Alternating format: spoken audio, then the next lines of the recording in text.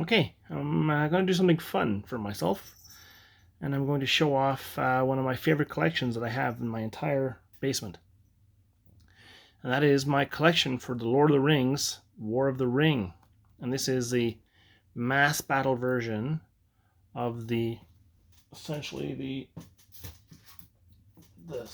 Battle for Middle-earth strategy game, whatever it's called. This one here. This was made by GW back in the day when I still loved GW to death. They made this mass battle version of the game. Now you can see on there, like, that's a lot of figures. But Lord of the Rings is probably one of my most treasured movies, books that I've ever watched and read. The Hobbit as well. I love the Hobbit movies and the Hobbit book as well. But Lord of the Rings has a special place in my heart, as it's the first thing that got me onto fantasy. Up until Lord of the Rings came out, I was more of a historical and somewhat sci-fi with 40k through a friend at school. But onto Lord of the Rings, the things like elves, dwarves, I don't even know what else, the magic, all that stuff was a huge turnoff. I hated it all. I always thought it was weird. It's why elves and dwarves, and oh my goodness, what's wrong with this guy? Get a life, go have a beer. But my friend dragged me to see The Fellowship of the Ring, and I fell in love. I fell in love with it. I watched it 7 times in the theaters, and each time was as good as the first. And it's brought me down a long road of Lord of the Rings. And in front of me right now, we have my Lord of the Rings Gondorian army with some Rohan allies at the back. And of course, those Army of the Dead. It consists of, and this is actually comparatively a small army. I've seen people with much bigger ones. And I have, I guess, what do you want to call that? I've size envy. I mean, that's a typical thing. Let's zoom in. It's made from the old kits from way back in the early 2000s of the Gondorian soldiers. There is some of the newer kits, like for instance, these Army of the Dead, I think are the newer kits. I think they were metal before, now they're plastic. From the Battle of the Pelennor box set, or the Pelennor, however Denethor says it. Here you go, Cat. He's in for another viewing. What a guy.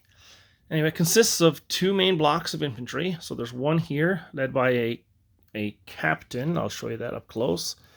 Led by a captain and standard bearer. And, apart from some weird, things with, like, see along this crest of this guy here, he's got some flash there. Apart from some weird mold issues and some odd posing, these old kits, they still look great. What was it, 15, 20 years on? I don't know how long it's been, a while. They still look great. So there's one block there led by a captain and a standard bearer, and then here we have the other block who's led by Boromir himself. Paint jobs, obviously, can't be helped. A lot of these were painted and then repainted back years and years ago. It's also got 2 units. 2 units of archers.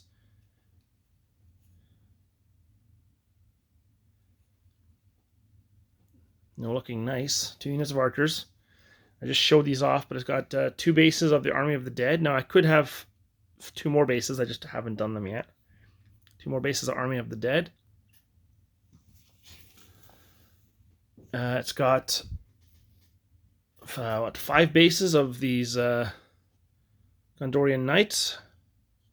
Again, if you've watched other videos, I don't like painting horses. I don't know why. I just hate it.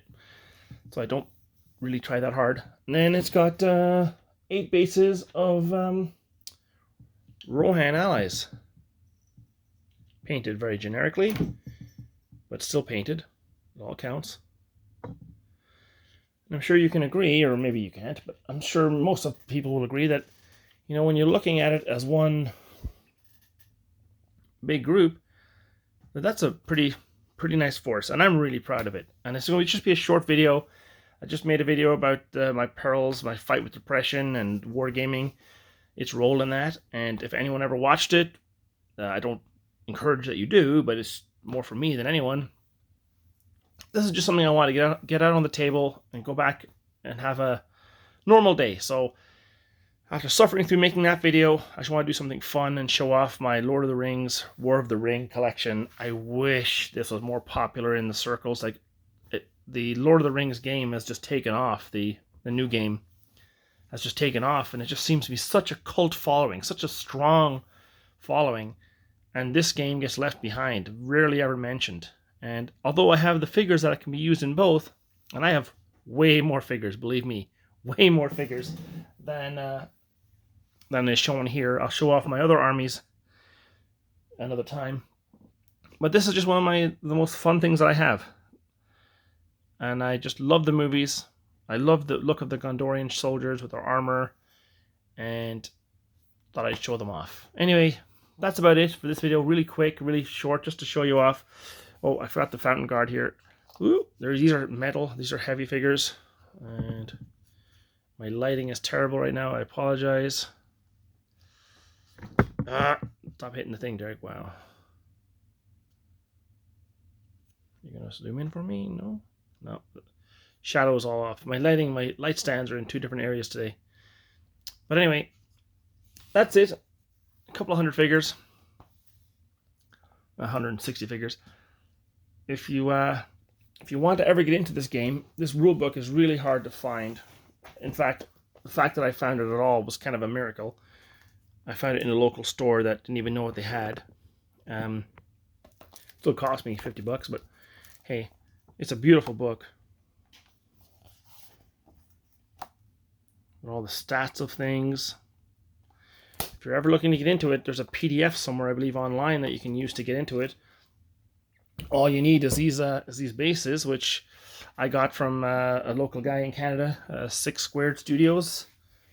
I got all the bases from him, and I mean, it's an amazing project. It's amazing. It's an amazingly fun game. And what I will do in the future is, when I get my table tidied up, I'm going to film a battle report of how it plays.